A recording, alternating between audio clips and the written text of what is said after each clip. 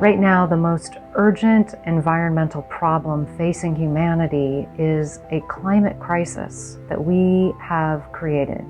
Climate change is not only an increase of the Earth's temperature or a few centimeters in sea level rise. Climate change will end life as we know it. So this whole atmosphere that is getting affected, which will have far-reaching consequences on the human life and human health and on planetary life, is of a big concern. We are at a stage that we cannot afford but deal with the complexity of these issues.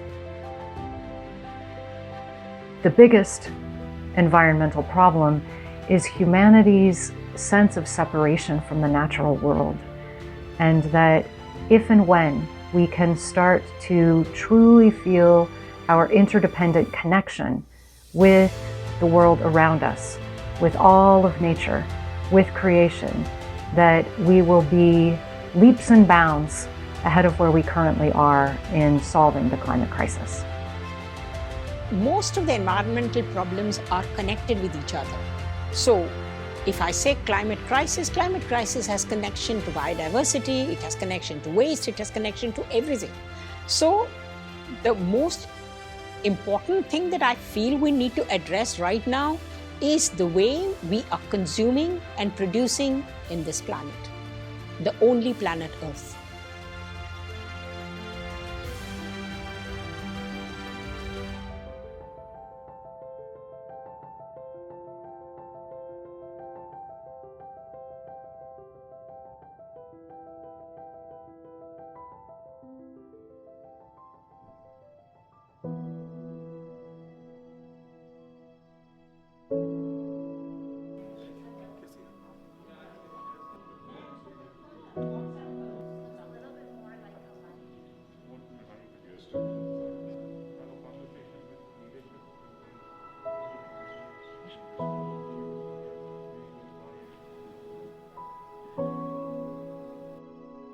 We have only one Earth, and I'm sure I will not live, but these plastics that are out there will definitely exist even after all of us have gone.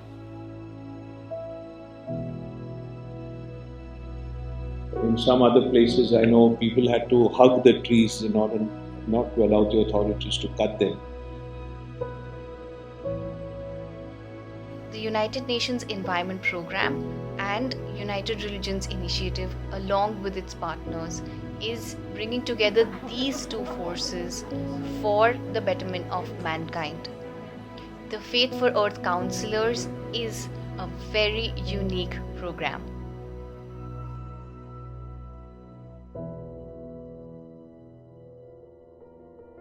There are some really exciting things happening in conversations between religion and science right now.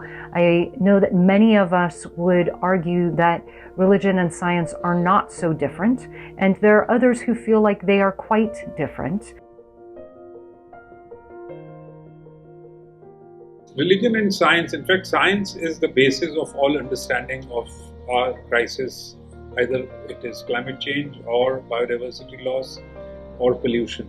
Scientific evidence provides us with the knowledge of how this change is taking place, how this crisis is happening, and what effect it is having on human health and on human life. And that knowledge which science brings to us, that empirical evidence that it brings to us, is very important for the faith-based organizations to use it in simpler terms to convey that message to their followers in their religion and in their faith-based organizations. Therefore, we have come up with a global strategy to address ecosystem restoration by preventing, restoring, and regenerating ecosystems. To supplement this strategy, we came up with a strategy for the engagement of faith leaders and faith organizations in the restoration efforts. In India, if you go by data in 2011 census, there are around 20 million temples. There are around 3 million mosques. There are around 1 million gurudwaras. And millions of people going to these places every day. If you are going to count gurus, the number of saints in this country, it is more than 10 million. So you understand, if you are connected with a religion and following the scriptures, they can be a motivator for everything. When faith and science combine together and collaborate, we can have fact, we can have belief, we have direction, and we have action. What more do we need for a transformative world? First step is to make a conscious effort to tell them that you are in danger. We are disturbing the ecosystem like a machine. We don't think about. So faith leaders can first rope in the thought of disturbing this balance and the ecosystem of Earth. Because slogans can only work when people have a conscious understanding of a problem. And it is this knowledge that then in turn helps our government leaders make choices at a higher level still, and all of that trickles down.